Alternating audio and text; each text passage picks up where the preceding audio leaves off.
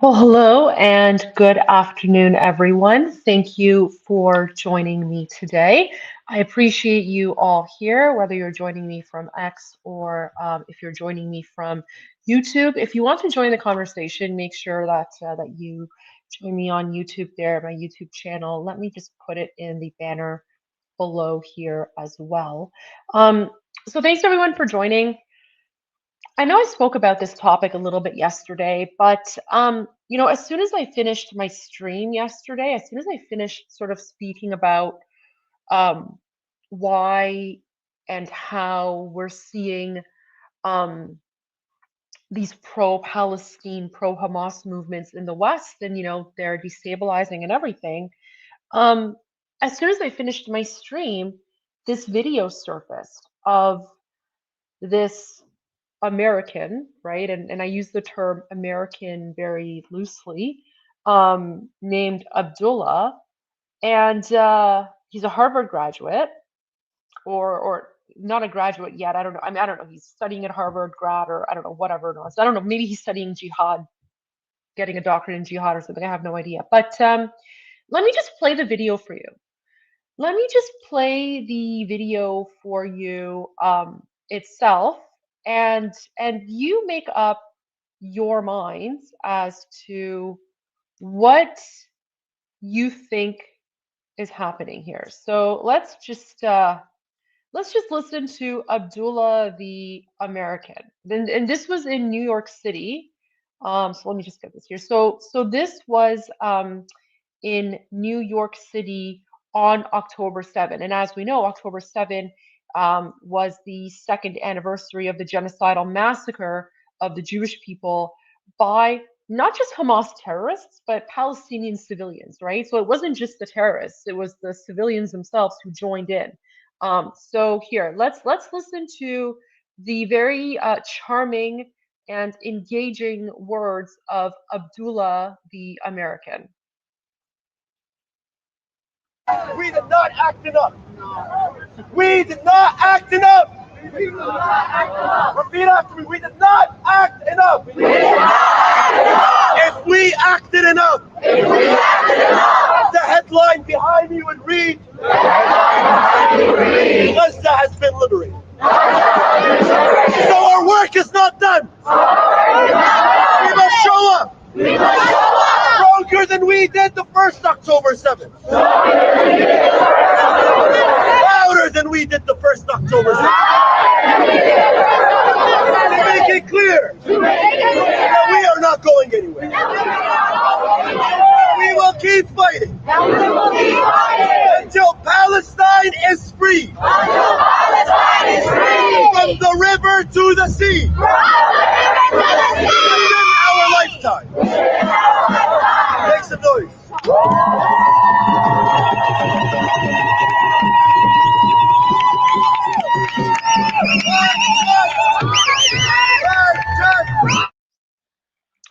Wow. I'm going to replay that in a moment, but can we take a moment to appreciate how do I frame this? Okay, let me put it this way. When I go to America, I want to see Americans. When I go to America, I want to immerse myself in American culture and American values. I want to see Americans, like that's what I want. And when I look at this video, I mean, this, like, look at this. Like, this does not look like America. I'm sorry, this does not look like America. This looks like this looks like jihadi terrorists, right? Like, this is literally what jihadi Islamic terrorists look like. And so, John, you're saying it reminds me of the IRGC terrorist speech in occupied Iran, 100%, 100%. And I said this in my show yesterday. So the language that these people are using is literally the exact same language that you would find inside of occupied Iran by the Islamic Republic. It's the same language as the Muslim Brotherhood. It's the same language as Hamas terrorists, right? So the phrasing and the repetition, and even the fact that he says we will repeat October 7 over and over again, that's exactly something that Hamas has said in the past. Actually, you know what? I had a whole bunch of videos lined up and prepared, but let me go and find that one because it's very telling. Let me pull it up here. So if I do a quick search, I know I posted about it as well, but let me just see. We will repeat. There's a fantastic organization. Here we go. I found it right away. So there's a fantastic organization called Memory, and the whole point of what Memory does is they take speeches, done in Arabic or Farsi or whatever, and they translate them. So let's compare what Abdullah, the American, the American said about Israel and October 7 and the genocidal massacre of the Jewish people. Let's compare what Abdullah said to what Hamas terrorists say, right? So let's listen to this guy. I think he's dead, by the way. Isn't this Ismail Hania? I don't know. I can't keep track of them. They're all inbred. They all look the same. I think he's one of the dead ones, though. So, God bless Israel for getting rid of him. But here we go. احنا الدولة لابد أن نزيلها لأنه بالفعل هي تعتبر كارثة أمنية وعسكرية وسياسية للأمة العربية والإسلامية، يجب أن تنتهي. لذلك احنا لا نخجل من نقول ذلك بكل قوة، إنه صحيح لازم نأدبها وحنأدبها مرة ثانية وثالثة، ومش هذا حتكون طوفان الأقصى أول مرة، لا حتكون ثانية وثالثة ورابعة، لأنه احنا لدينا إصرار ولدينا قرار ولدينا إمكانيات أن نقاتل ونحارب، لكن كما قلت لك بدنا ندفع ثمن. نعم احنا مستعدين. معلش بدي اقول لك He's بشكل literally واضح، احنا saying that اسمنا we're going شعب to الشهداء repeat. ونفخر ان نقدم Okay, let me شهداء. go back احنا here. نقاتل بالاصرار لا حنأدبها مرة ثانية وحنأدبها مرة ثانية. So he's saying we must teach Israel a lesson, and we will do this again and again and again. So how is this any different than what Abdullah the American is saying in English, right? Like, do you see how these terrorist groups are like connected?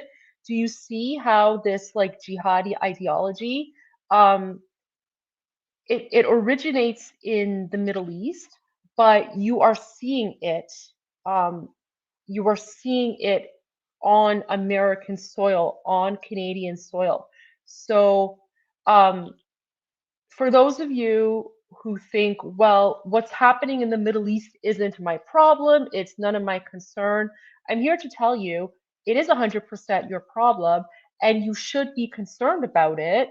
I mean, this isn't a war that you guys have started, but this is a war that the jihadis have brought to your American soil, to Canadian soil, which is where I am. This is the war that the jihadis have brought to the West. And if you guys don't wake up and speak out and fight back, you're going to have a very, very bad time, because you can easily see. So let's keep this in mind. So this guy says we must teach Israel a lesson.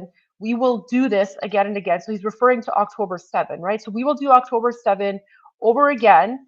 And then the Al-Aqsa flood. So that's what they call October 7, right? They call it, like, they even have a name for their genocide. Like, this is how deranged these Palestinians are. They're so messed up. They even have names for like their terrorist attacks. It's vile, right? But anyway, so he says this is just the first time. There's going to be a second, a third, and a fourth, right? So here they are speaking in Arabic on Arabic TV, and they're basically admitting that they're going to continue these genocidal massacres. It's going to continue to happen over and over again, right? So this is in Arabic, and so people might think, well, this is nothing to do with me. I'm in America. Like, you could just be, I don't know, let's say an American in New York City. You're like, this is happening 3,000 miles away. The Israel-Gaza conflict is none of my business. Fair enough, right? Like, I mean, that would be sort of the I would say the stance that most people would take, especially if they're not familiar with jihad and Islamic terrorism, and how they are trying to literally destabilize Western societies and take over. But I'm here to tell you that it is your problem, not because you want it to be, but because they're literally dragging you into this, right? So you have to wake up to the fact that they're dragging you into this war, and the enemy right now is within America itself. And I'm going to get to what some American politicians have tweeted out about this. I liked their posts. I might have saved it. I'll have to go back and find them and share it with you. So, okay, so again, here's the Hamas terrorist, what he's saying in Arabic. So let's go back now. Let's go back now once again, and let's pay attention to what Abdullah, the American, has to say. And you guys tell me in the chat whether or not it's similar, or if you think what he's saying is anything remotely similar to what the Hamas terrorist himself is saying. And remember, Hamas is a prescribed terrorist organization in the United States. Okay, so keep that in mind. Hamas is a prescribed terrorist group. So here we go. Let's listen to Abdullah. We did not act enough. We did not act enough. Repeat after me. We did not act enough. If we acted enough, the headline behind me would read, Gaza has been liberated. So our work is not done. We must show up. Wait, I actually do have, one question. So when they say Gaza has been liberated, what the hell are they talking about? Because Gaza, prior to October 6th, Gaza was free. There was not a single Israeli in Gaza, dead or alive. Gaza has been in the hands of the Palestinians since 2005. In fact, the Israelis, when they were pulling out of Gaza, not only did they remove every single Israeli, but they also removed the graveyards, right? Like, so they went in and they dug up all of the dead and took out the dead from Gaza and then, reburied them somewhere in Israel. They did this knowing exactly what the Gazans would do to the dead. But there was literally not one single Israeli person in Gaza before October 7th. So when he says we're going to liberate Gaza, like, what are you talking about? He doesn't actually mean liberate Gaza. Liberate Gaza is basically code for exterminate Israel, genocide the Jews, and take over, right? Like, these people are so delusional that they think they're going to take over Tel Aviv. Really? Like, Tel Aviv was literally built by Jewish people. The vast majority of the cities there were like built by the Jews. And they're claiming that, this is all like Palestinians are going to take over. And what's interesting is if you actually go and look at what Tel Aviv like used to be prior to becoming a city, it was basically just sand dunes, right? Like, there was nothing there.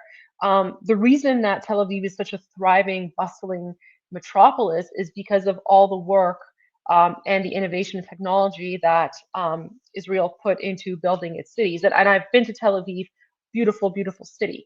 One of my favorite, actually. So again, like just listen to the language. When he says we're going to liberate Gaza, Gaza is already liberated. Gaza was already free prior to October 6th.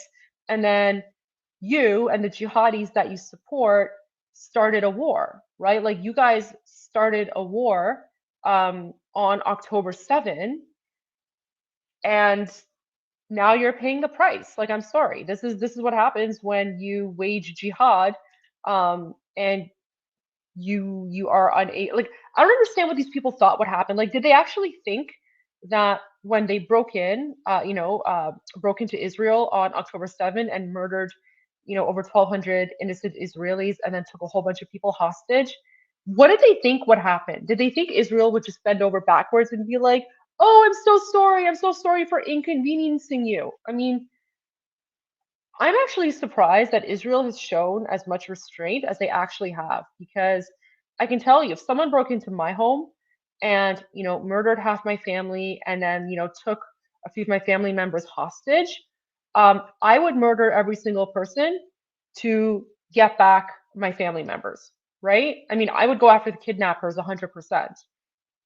That's what I would do, right? You break into someone's home, you murder them, you murder their loved ones, and then you steal their family members, kidnap their family members, I will do everything in my power to rescue my family members. And, I have every right to do so. So I think it's incredible that Israel has shown the restraint that they have so far, going even so far as to warn civilians as to where they're going to be attacking and ordering civilians to evacuate, right? So let's go back and finish listening to this jihadi speech by Abdullah the American. And also, like, this right here, I don't know if you can see this green flag with all the writing on it. That is the flag of Hamas, by the way. So, I mean, right there, right? Like right there, they are literally waving the flag of a Islamic terrorist organization in the middle of New York City, while they are parroting Hamas propaganda and literally advocating for Islamic Jihad and saying that they will continue murdering Jews over and over and over again until they get what they want, which is basically ethnic cleansing and genocide, right? And these people are like living amongst you guys right now. John, I'm not sure which IRGC speech you're referring to, but if you let me know, I'll see if I can find it. But I mean, the IRGC, like everything they put out there is Islamofascist garbage nonsense. But I'm happy to share it if you can find something for me. But yeah, so let's go back and let's finish listening to Abdullah the American's speech here. And you guys tell me how American this sounds to you. So our work is not done. We must show up. Stronger than we did the first October 7th. Louder than we did the first October 7th. To make it clear that we are not going anywhere. We will keep fighting until Palestine is free. From the river to the sea. Within our lifetime. Make some noise. I mean, that doesn't really seem like a peaceful crowd to me.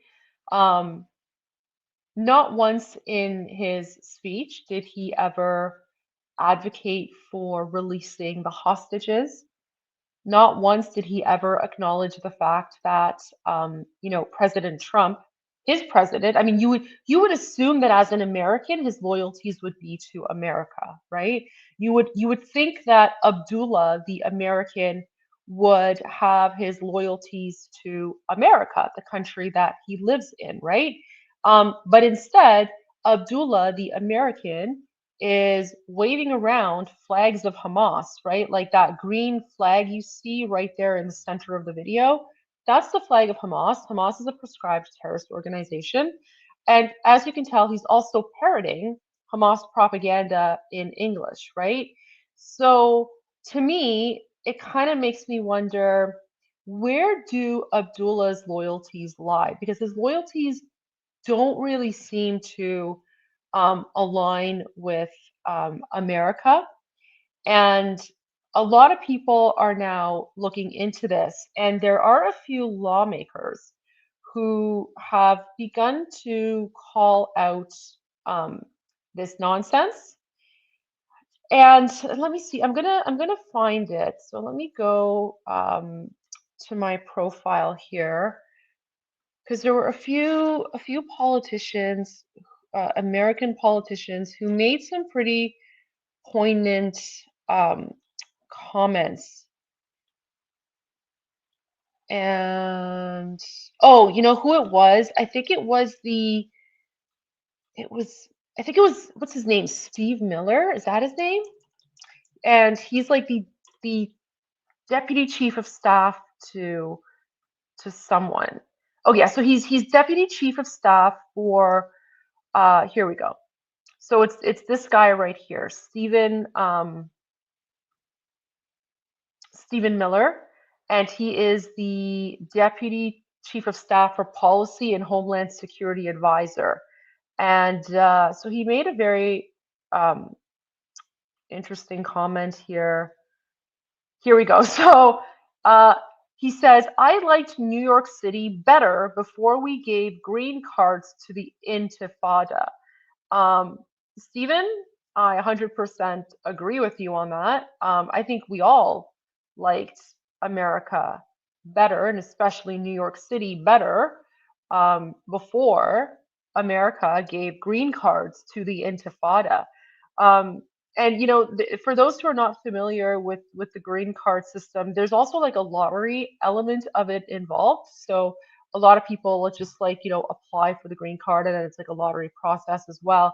But I'm glad that people who are part of the Trump administration are waking up to this, because there's nothing about this video that says America to me, right? Like, the only way you can tell that this is happening in America is because of the fact that they're in New York City itself, right?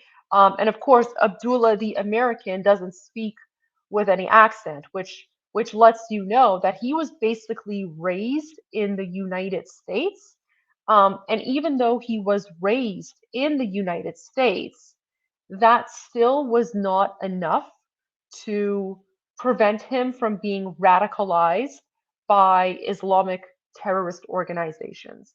And people actually started looking into his background. So let me just pull up some of the things that people have found out about him. So, all you have to do, so let me just share this here. So all you have to do is just, if you go to X and you search for his name, Abdullah Akil, like a whole bunch of things come up. So here's an interesting one.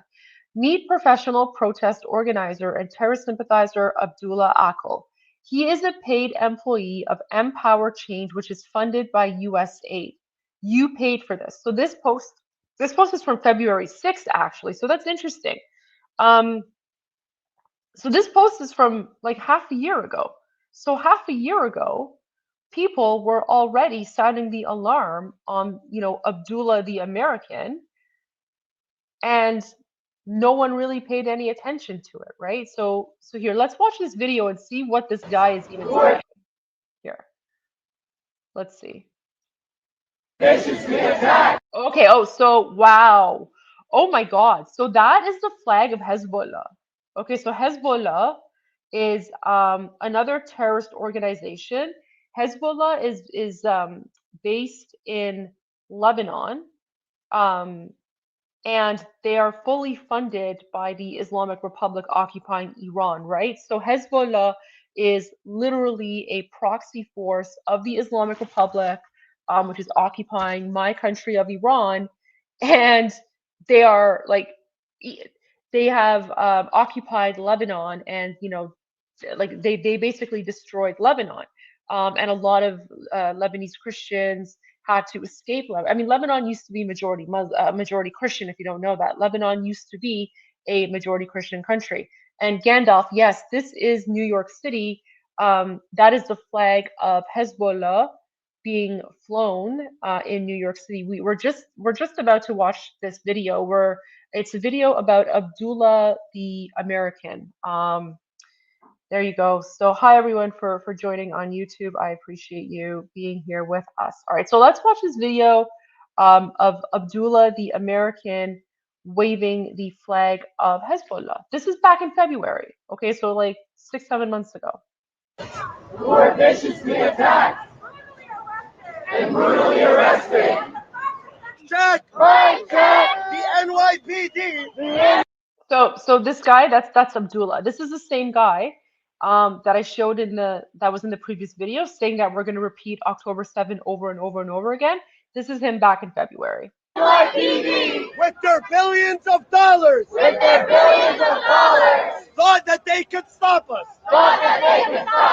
They tried arresting us. Pepper spraying us. And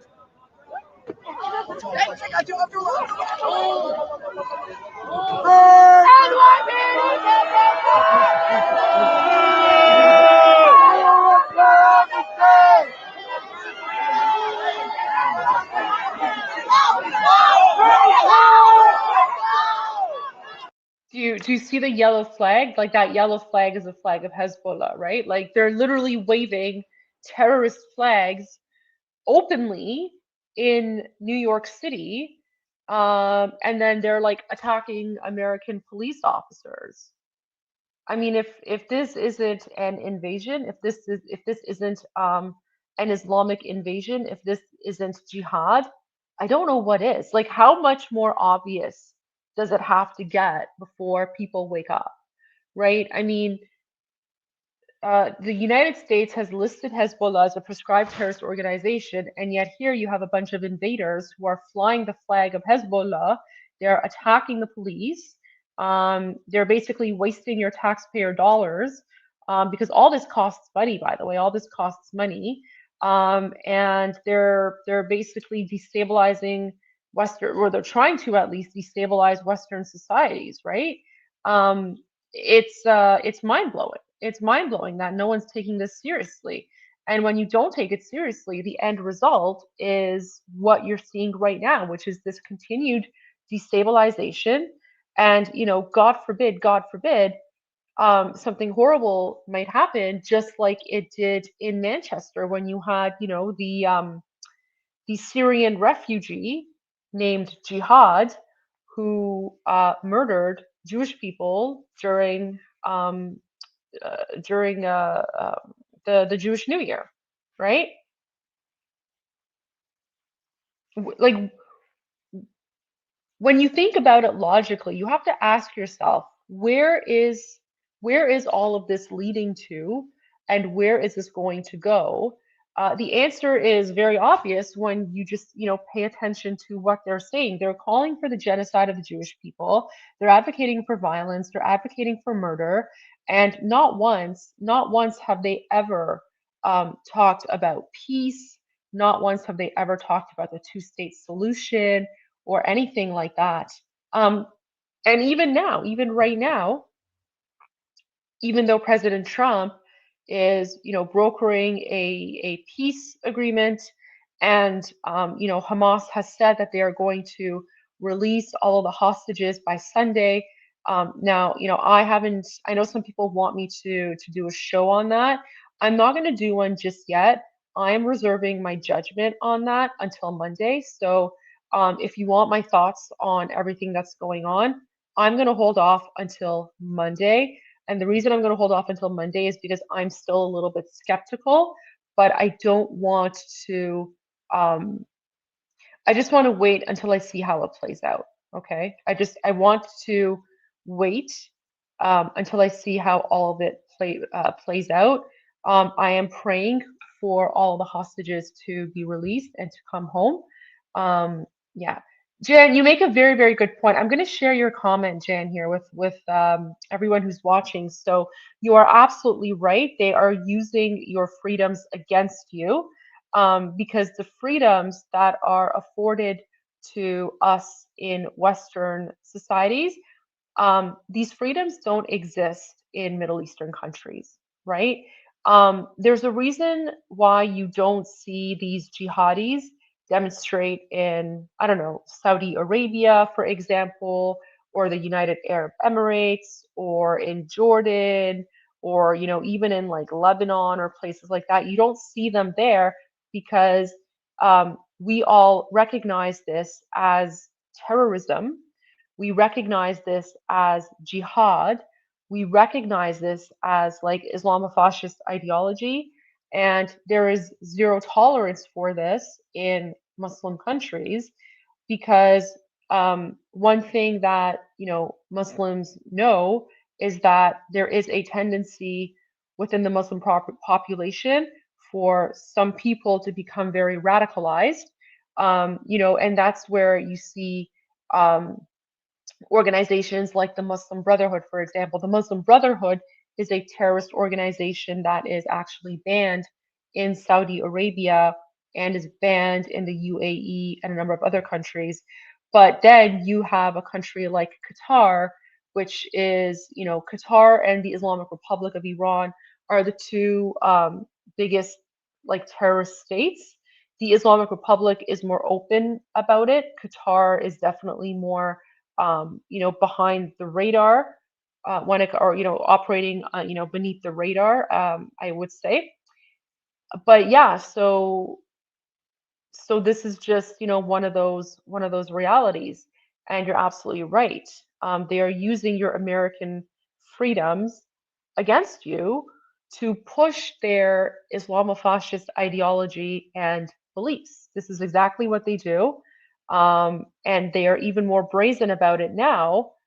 I mean, why else would they feel comfortable openly waving the flag of Hezbollah and openly waving the flag of Hamas, right? These are prescribed terrorist organizations in the United States.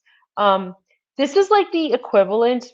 This is like the equivalent of, let's say, after 9/11, which was, a terrorist attack by like, jihadis.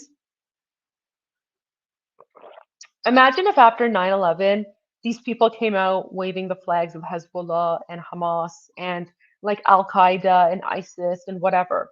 I mean, this is the equivalent of that, right?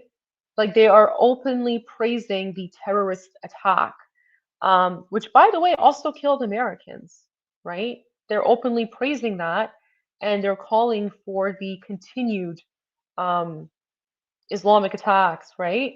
I mean, this is like as if, let's say it's 9/11, and then the day after 9/11, these people come out and they're like, we didn't blow up enough buildings. We need to repeat 9/11 over and over and over again until we're successful. This is literally what's happening. This is the 2025 version of that.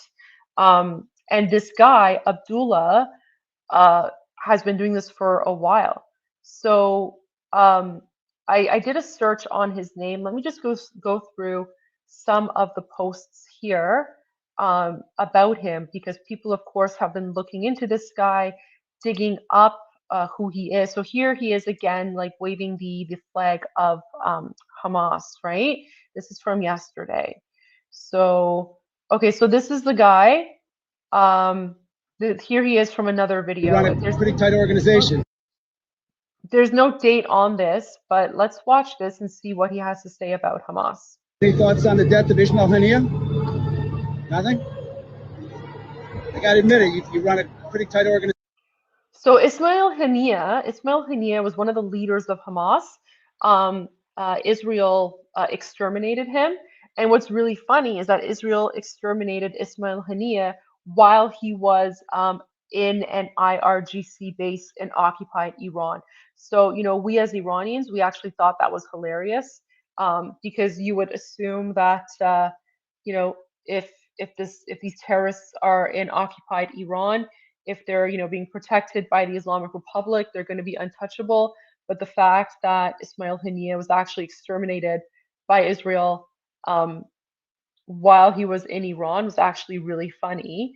It also sent a signal to the Islamic Republic that they're not as secure as they think they are, because the only way that Ismail Haniyeh could have been exterminated the way that he was if it was like an inside job with leaks and stuff. So that event proved that there are people within the Islamic Republic who have defected and who are, secretly working with Israel behind the scenes. So that was very interesting analysis, and I spoke about that in one of my Twitter spaces earlier. So I guess here someone is asking Abdullah the American what he thinks about the fact that his sugar daddy Ismail Haniyeh was exterminated, because this guy loves Hamas, and as you can see everywhere he goes, he waves the flag of Hamas.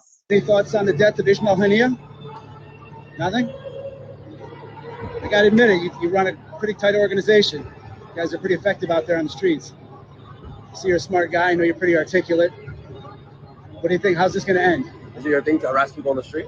I'm just at me, right? I mean, what you guys do? You walked up to me. I know. I'm asking you a question. I'd rather have a conversation. So I'm once again gonna ask you: is it your thing to harass people on the street? I just like that. I'm curious because I know you lead this organization. Do you see how he flips the script around? So this guy literally organizes mass protests where they go out and they harass everyone in the streets en masse. They wave, flags of terrorists. They block intersections to, pray in the streets and yell Allahu Akbar, even though it's not allowed, and no one in the Middle East does it. So they do all that. But then as soon as someone walks up to him and asks a question, knowing that he is literally the organizer of these like Islamic jihadi, so he's like the main organizer of these Islamic jihadi protests. But someone wants to ask him a question, and all of a sudden they play the victim card, right? Oh, you're harassing me. Do you just walk up to random people? Buddy, you're not a random person. You're not a random person on the streets. Everyone knows who you are. But this is how they play the victim card. This is how they constantly lie and they gaslight, right? Like these people have been trained. They have been trained in this sort of behavior. They've been trained in this sort of narrative, and they are using the freedoms provided to them in Western society against Americans, and they're using it to promote their own jihadi Islamofascist ideology. So let's go back and watch again how he's basically gaslighting or trying to gaslight the person who is asking him questions, even though the person obviously is not falling for it. Your thing to harass people on the street? I just like that. I'm curious because I know you lead this organization. I'm curious your thoughts. Oh, and then of course you see the guy. Like, look, there's a guy behind him who's literally dressed up like Hamas terrorists, right? So they dress up like Islamic terrorists. They act like Islamic terrorists. They parrot Islamic terrorist ideology, but yet they want you to think that they're the victims, and they want to gaslight Americans and Westerners into thinking that this is how people in the Middle East behave. This is how people in the Middle East operate. This is how people in the Middle East dress.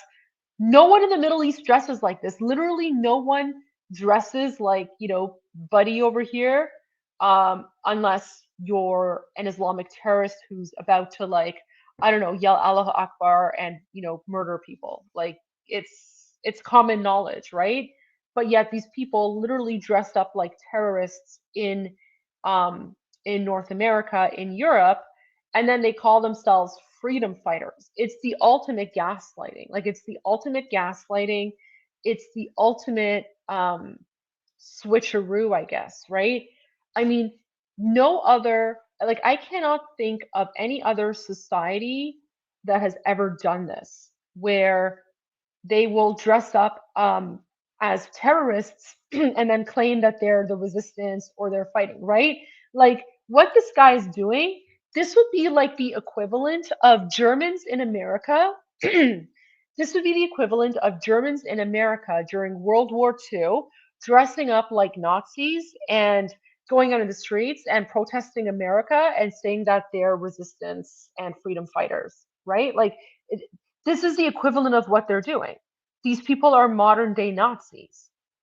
And everyone in the Middle East knows this, right? Like, there's a reason that no one is really supporting them except for other Islamic terrorists, right? But think about it. Like, you have to put it in that context. In World War II, during World War II, no Germans in the United States would dress up like Nazis, go out and hold demonstrations and claim that they're the resistance and they're fighting imperialism. So why the hell can these guys get away with it, right? Why is it that these Islamic terrorists get a pass for everything, but no other culture, no other society, no other civilization would even dream of doing something like this, would ever dare to do anything like this? And yet you have these people do it every single day.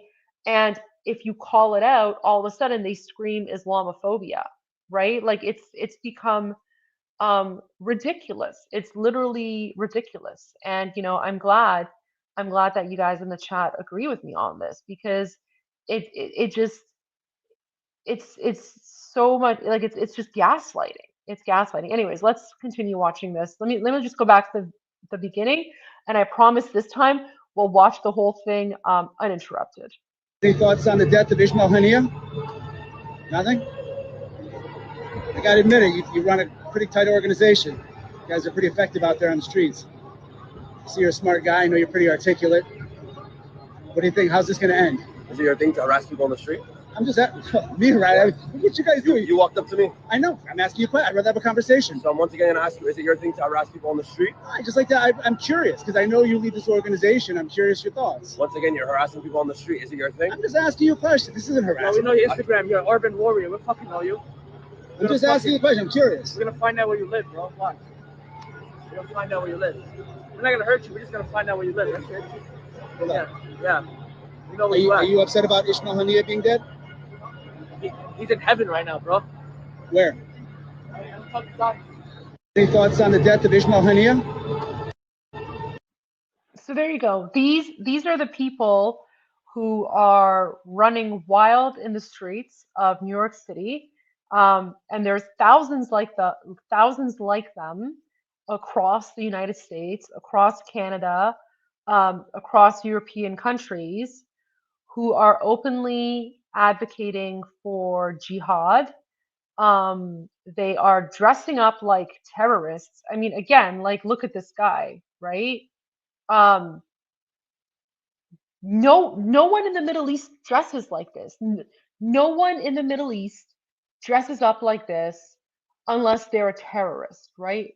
Like, it's just, everyone knows this. And yet they do it in the West, and they are relying on the ignorance of white people, or I guess this shouldn't be white people, but, like, they're non-Middle Easterners, let's say. So they dress up like terrorists, and then they rely on the ignorance of people who are not from the Middle East to push the boundaries of what they can do. They rely on the ignorance of non-Middle Easterners to, push the lie and the propaganda that this is a resistance and they're freedom fighters, right? The reason that no one in the Middle East dresses like this is because if they did, the police would beat the living shit out of them. Right? I mean, the police would just beat the living shit out of them if anyone dressed like this, because this would be like the equivalent of dressing up like a Nazi in Like, imagine you go to Germany right now and you dress up like a Nazi, and you wear full on, like, I don't know, SS regalia or whatever. That's the equivalent. Amir, yeah, you're absolutely right. That's a very, very good example. So the KKK, 100%. So this is the Middle Eastern. This outfit is the Middle Eastern version of the KKK, right? Like, you don't see people in America wearing those outfits anymore, or if you do, they're heavily shunned, right? Because the KKK is a terrible organization, and we all know to call it out, right? So the KKK is not an acceptable part of American civil society. In the same way, these jihadi outfits are not an acceptable part of civil society in the Middle East. The only societies, and I use the term society very loosely, the only societies where dressing up like this is acceptable is those societies that are terrorist in nature, right? So, like, Palestinian society, this is acceptable. The Islamic Republic occupying Iran. Like, first of all, Iranians never dress up like this. So Iranians never dress up like this anyway. But the Islamic Republic will bring in non-Iranians to participate in their jihadi parades, and then those people dress up like this 100%. And then of course you'll see ISIS terrorists dressed up like this, when they're beheading infidels and all that, like, jihadi Islamofascist nonsense, right? So again, like, when you see people dressed up like this, and it sets something off in you, and you're like, I don't know how I feel about this. I don't know how I feel about this outfit. They don't really look like the good guys. Trust your gut, trust your instinct, right? Like, these are not the good guys. These are not the good guys. They're not dressed like the good guys. They don't look like the good guys.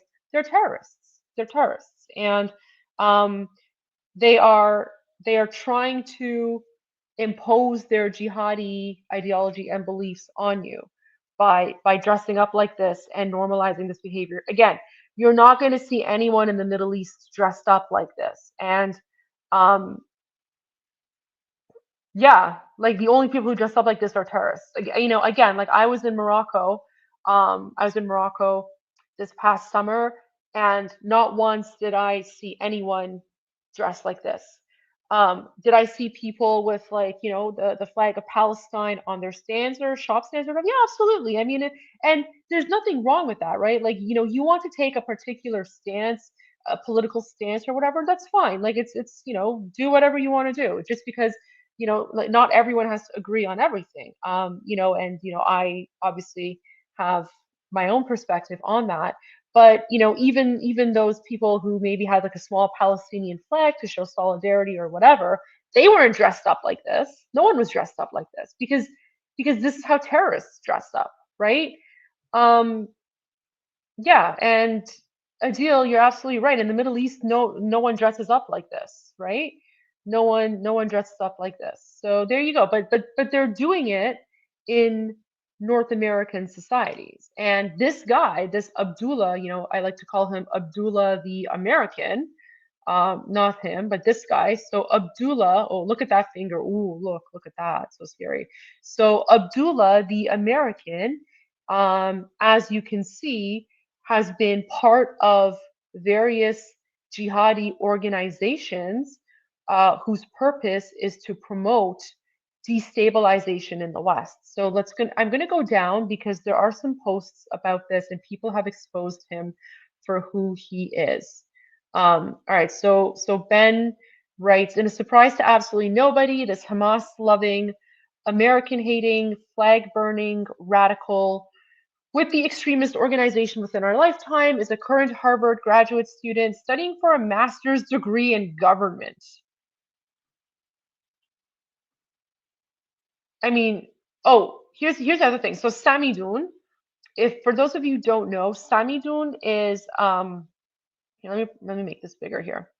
So Samidoun is actually a known terrorist organization that is literally linked to Hamas, and they fund terrorism, right? So Samidoun is banned in various countries. It's listed on the terror organization of various countries. And then, you know, all these like Palestinian prisoners that they're talking about, they're literally people from like the Second Intifada or other times where they basically try to murder Jewish people, and then they were prosecuted and put in jail because that's what you do with terrorists, right? So, but they don't refer to them as terrorists. They just refer to them as prisoners, and they never actually speak about what those Palestinian terrorists did, or you know how many innocent Jewish people they murdered. But again, this is how these terrorist organizations try to rewrite history and to change the narrative. So, you know, they language is a powerful tool, and these people are experts at manipulating language to push a false narrative in order to dilute the truth, in order to confuse people, right? And all those people they're showing in the photos, like they're all terrorists. They're all like savage jihadis who wouldn't hesitate to um, um, commit suicide if it meant murdering Jewish people in the process. So there you go, Samidoun. Gandalf, you're absolutely right. It's KGB stuff. So that's a very good point. And you know, at some point when sort of the news cycle dies down, I will do a show where I go into a deep dive on the link between Soviet Russia and Islamic terrorism in the West, because they are definitely connected. And the whole Palestinian, you know, the fake Palestinian cause, and you know, the PLO and like Yasser Arafat and all these people, they were all funded and trained by Soviet Russia at the time, and that's why um, that's why there's this strong link and connection between communism and the Palestinian cause and Islamism, right? Like when you look at the origins, it goes back the same way that the Palestinian cause is closely linked to Hitler and Nazi Germany, and there's documentation on that as well. So I will do maybe sometime next week. I'll do a deep dive on that, and I'll go into the history of how communism and Islamism are tied together and how Palestine fits into all of this, because the whole Palestinian cause is it's basically a Soviet funded project, not only to destabilize the Middle East, but ultimately to destabilize the West. And, that's exactly the stage that we're in right now, where we are seeing this fake Palestinian cause starting to destabilize Western society, right? And right now, we're just at the beginning of it. So there's still an opportunity to turn the ship around. There's still an opportunity to nip it in the bud, but it has to be taken seriously, and lawmakers really have to start speaking out about this now. Instead, what we are seeing, though, is those lawmakers who want to speak out against it are attacked by Islamic jihadi advocacy groups who have basically created organizations under the guise of like, oh, we're the Muslim voice, we're the Muslim voice, right? But when you look at their origins are actually linked to Islamic terrorism, but they hide behind the veil of we're just regular Muslims, and then anyone who speaks out against them is basically labeled as Islamophobic, like yours truly, right? Like I was speaking out against radical Islamism. I was speaking out against this fake Palestinian cause. I was trying to raise awareness as a politician, and the National Council of Canadian Muslims accused me of Islamophobia, which is hilarious because I'm an Iranian woman, literally born in Iran. I, have very, very deep knowledge and insight on like everything relating to the Middle East and everything relating to Islamic terrorism. And so I call it out. But the National Council of Canadian Muslims literally accused me, an Iranian woman, of Islamophobia because I was speaking out about this. So this is how powerful these groups have become. And they have made it so that, anyone who speaks out against it, speaks out against anything they do is Islamophobic, right? Like Islamophobia is a made up term, doesn't actually mean anything, but yet it's become such a taboo thing that everyone is afraid of being labeled as Islamophobic. And, like these people have these projects going on behind the scenes. And I'll give you one example. Um, back in the summer, I think, or like it was during Ramadan or, whatever, the Prime Minister of Canada was invited to speak at an event organized by the Muslim Association of Canada. The Muslim Association of Canada is one of those Islamic jihadi organizations with ties to the Muslim Brotherhood. They openly and blatantly, on their own website, promote people who founded the Muslim Brotherhood, right? I mean, it's all right there. It's in your face.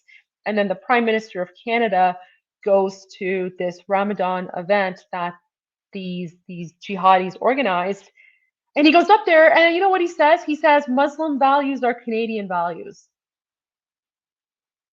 And then all the rest of us were like, wait, hold on, what? No, like we don't agree with that. Since when are Muslim values Canadian values? You know, and then when we pushed back and were like, that's not an appropriate thing to say, all of a sudden you had all these Muslim groups come out, and also the special rapporteur on Islamophobia. So we literally, guys, we literally have someone who is connected to the Muslim Brotherhood, who is paid with your Canadian taxpayer dollars to go around and label Canadians as Islamophobic, right? Like it's the ultimate example of like self-abuse or self-harm. Like we are literally paying jihadis with our own taxpayer dollars to accuse us of Islamophobia for speaking out against Islamic terrorism. So let me get back to my story. So after the Prime Minister of Canada comes out and says Muslim values are Canadian values, many people pushed back and was like, no, that's not an appropriate thing to say. All of a sudden, the special rapporteur came out and she said, if you complain about that, then you're Islamophobic. Do you see how they like manipulate the language and the narrative? I have never heard of a single instance where the Prime Minister of Canada has come out and said Jewish values are Canadian values, or Hindu values are Canadian values, or I don't know, Zoroastrian values, Christian values, Buddhist values, like whatever, right? Atheist. What if you're atheist? What if you're atheist? Do your values not count? Right? Like why did he feel the need to be pressured into saying Muslim values are Canadian values? Do you see how they're normalizing? They're normalizing this jihadi rhetoric.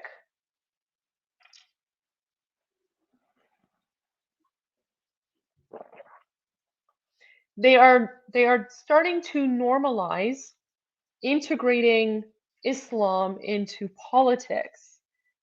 And that is like a huge red flag. Because what happens when you integrate Islam into politics, the end result is the Islamic Republic of Iran. The end result is what the communists and the Islamists did to my country of Iran in 1979. The end result is turning the country into a 7th century Islamic hellhole run by Sharia law.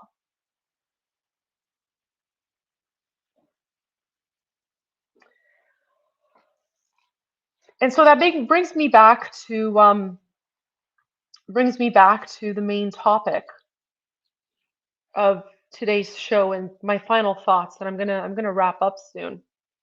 So jihad in the West, why are people openly supporting Islamic terrorism? I think a lot of it has to do with the ignorance. So I'll give you some of my top reasons for why I think people like, Abdullah the American here,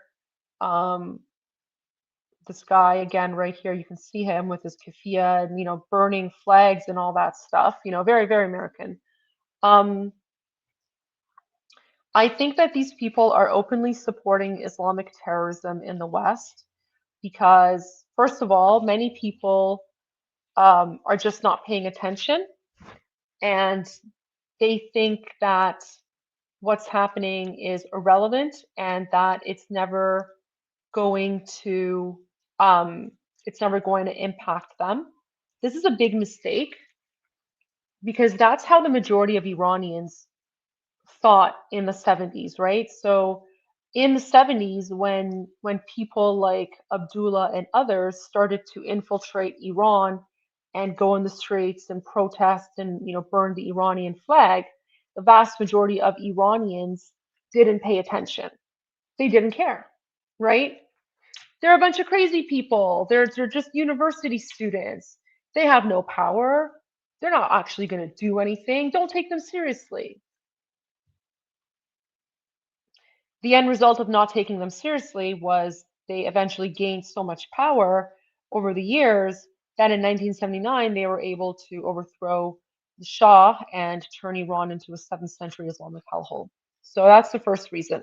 The first reason I think why they're able to openly support Islamic terrorism is because the rest of the people, sorry, let me rephrase that. So the reason that these jihadis are able to openly support Islamic terrorism in Western countries is because they're just not taken seriously enough. The next reason, I think, for why these jihadis are able to openly promote terrorism in the West is because politicians are afraid to speak out about it. The reason that they're afraid to speak out about it is because of the demographics, right? Demographics is destiny. And in the last, I would say 10 years, more so in the last 10 years, we have seen a mass influx of refugees, of asylum seekers, of illegal immigrants, and also, legal immigrants who have come into various countries with ideas that are fundamentally different from the countries that they're coming into, right? With values and with political beliefs that are fundamentally different from the countries that they are immigrating to. Abdullah the American does not think that Hamas is a terrorist organization. Abdullah the American does not think that Hezbollah is a terrorist organization. Abdullah the American proudly flies the flag of Hamas, right? Here you go. This is from yesterday. This is from 2 days ago, October 7th. So Abdullah the American, right? Here he is again. So there's Abdullah the American. There's his, jihadi friend dressed up like a terrorist, and she just was very angry. So here's Abdullah the American, and there's the flag of Hamas right there, right? And they're doing this because they're using they're using your freedoms against you. They're using the freedoms provided to Americans to push the boundaries of what is acceptable behavior in civilized society. And that is because these people are raised with a certain ideology and certain set of values and a certain belief system that does not conform with those values and ideologies and belief systems in Western society, right? So, for example, we in civilized societies don't think that it's appropriate to murder Jewish people. They do. They see the murder of Jewish people as a holy war.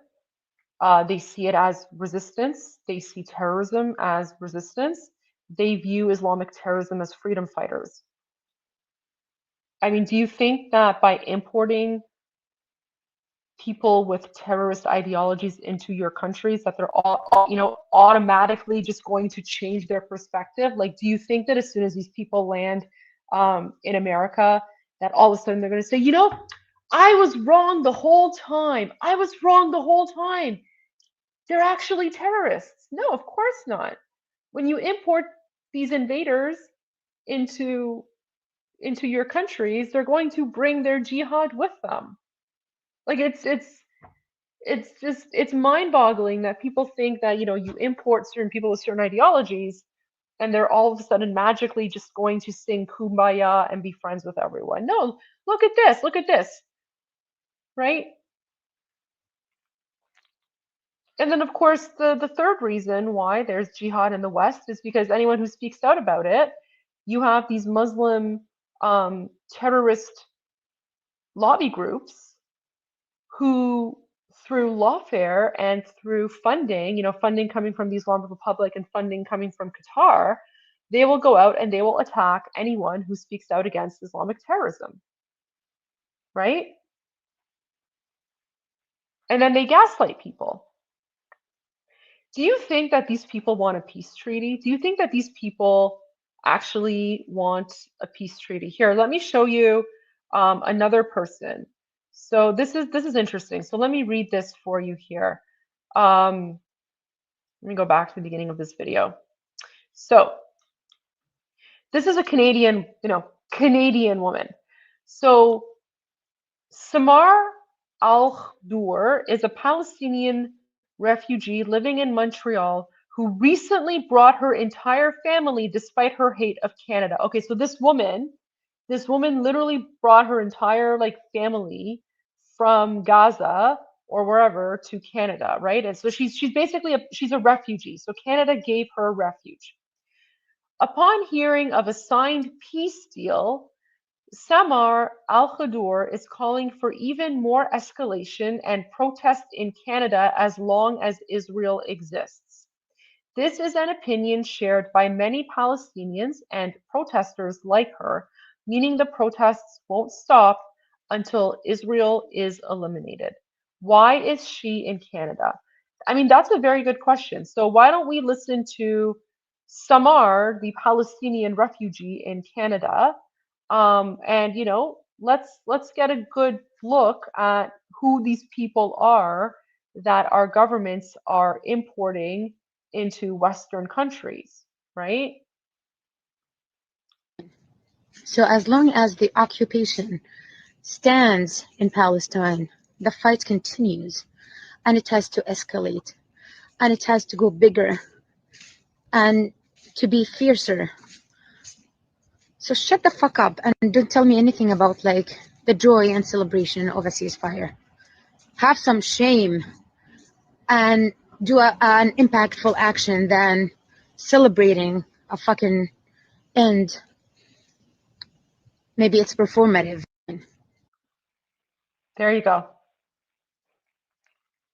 Doesn't seem like a very Canadian way of thinking, but these are the people that your governments are importing into Canada and United States and elsewhere, and these are the people that are then bringing in their families as refugees.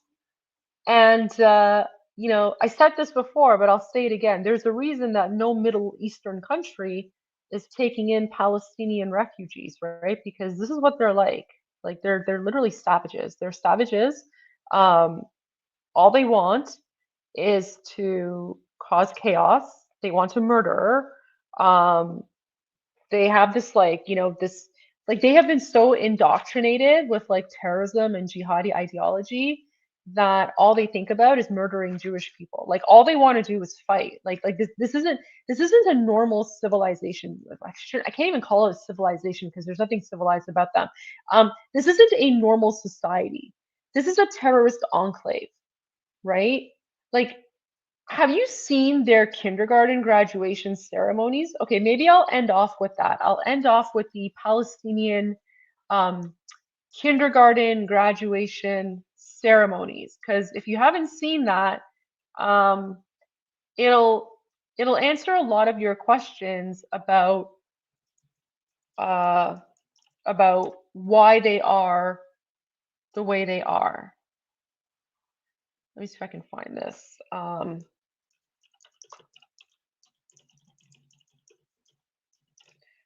Let's see.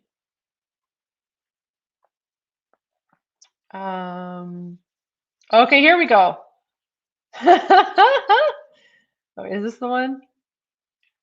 Jeez. All right. So this is what little kids are taught. I'll show you this one video here. Look at this. Look at this, guys. This is what a Palestinian kindergarten looks like.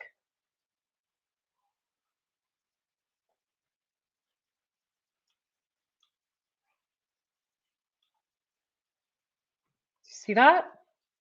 Here. Let me make it bigger for you guys.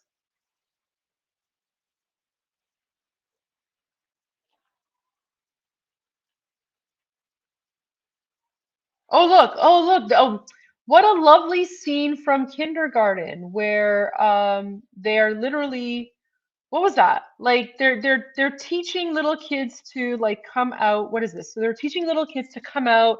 Now they're like prancing around. They're waving guns in the air, like, little mini jihadis. And then of course, oh, look at this. So part of their graduation ceremony. So this is part of a kindergarten, right? Like this is literally the Palestinian kindergarten graduation ceremony. Is they're pointing guns at, like, I guess what's supposed to be like a Jewish person, right? This is insane. And these are the people that Western governments are importing into Canada and the United States. Like at some point, we have to take a step back and be like, okay, maybe this is not normal behavior. maybe we should not be importing people into our societies who think it's okay to to to hold kindergarten classes like this. And now, Carl, you make a very, very good point. Westerners think that their values are universal. They are not. They're 100% right. Like this is a problem with a lot of people in the West, is they just assume that everyone has reached that level of civilizational enlightenment when it comes to how to behave in public, when it's really not the case. And um, there's a saying that goes, a chain is only as strong as its weakest link. When you import people like this into your societies without like de-radicalizing them, if you import these people into your societies and then you just assume that they're going to wake up one day and be civilized, you're going to have a very bad time. You're going to have a bad time because if you import them without any plans to de-radicalize them, they're going to end up dragging your society down. Instead of you elevating them, they're going to drag you down. And that's exactly what we're seeing right now with people like, the lovely Samar, right? Like this lovely person that, she came to Canada. Um, she came to Canada as a Palestinian refugee. You would think that she would be grateful for the fact that she has been given a second chance at life in Canada. You think that she would be grateful that she also brought her entire family to Canada, right? And so she recently brought her entire family to Canada as well. You would think that she would be grateful for that she would at least um, give back to the country to show her gratitude, maybe become a productive member of society and contribute to make Canada better in some way. But instead, she is just saying that she doesn't want a ceasefire, she doesn't want peace, she just wants jihad to continue and continue and continue. And by importing her and people like her into Canada, all that our Canadian politicians have done is to import that jihad into the West. And why are people openly supporting Islamic terrorism? Because we're allowing these people to be imported into the West, and so they're bringing their jihadi ideology with them, right? So there you go, guys. I will leave you with that for now. I want to thank everyone for. I appreciate you all, and I just wanted to thank you again for your support. Make sure that you like and subscribe to my channel, share this stream. And for those of you who have joined me from TikTok, hello, welcome. I hope you are enjoying the long form content. I know that some of my videos on TikTok have gone viral. I think one of you asked if I'm going to be doing another live stream. I will do another live stream on TikTok later tonight. So yes, I will do another live on TikTok. I think I've scheduled it there. So I will see you guys there, And for those of you who aren't following me on TikTok, feel free to follow me there. My live streams there are definitely more casual. It's more of like an AMA type thing. I just sit and drink some tea while we spill the tea. And then, I just bounce some ideas back and forth. It gives me some things to talk about. And the one final thing, I missed, I noticed someone asked why I'm not speaking about the 20-point peace plan. So I mentioned this earlier, but I'll just say it again. So I'm going to reserve judgment on what happens until after the hostages are released. Like right now, all I'm praying for is the return of all the hostages so that the families can get some closure. As to what is going to happen in the Middle East, I mean, I have some reservations, but let's see what happens because I can't see Hamas I can't see Hamas agreeing to demilitarize. And what I'm also very concerned about is the escalation of terrorism in the West, because as we have seen, this Islamic Jihad was not necessarily like, as you can tell, it's not at all about freeing Gaza. It's about fighting, fighting, fighting. And the fact that we've now imported all these people into Western society, I think we have a bigger problem on our hands in Canada and in the United States and in Europe and in general, with these people, because I don't think these people are going to be satisfied. And the question I have is, why are these pro-Hamas demonstrations continuing even though there's a peace agreement on the table? It just makes no sense to me, unless the only obvious conclusion is that these people are terrorists and they just want to destabilize the West and has nothing to do with peace or with Gaza. Anyway, thank you for joining, everyone, and I will see you tomorrow at the same time, 12 noon, for another episode of The Goldie Show. Thanks, everyone. Take care, and as always, Payande Iran, Javid Shah.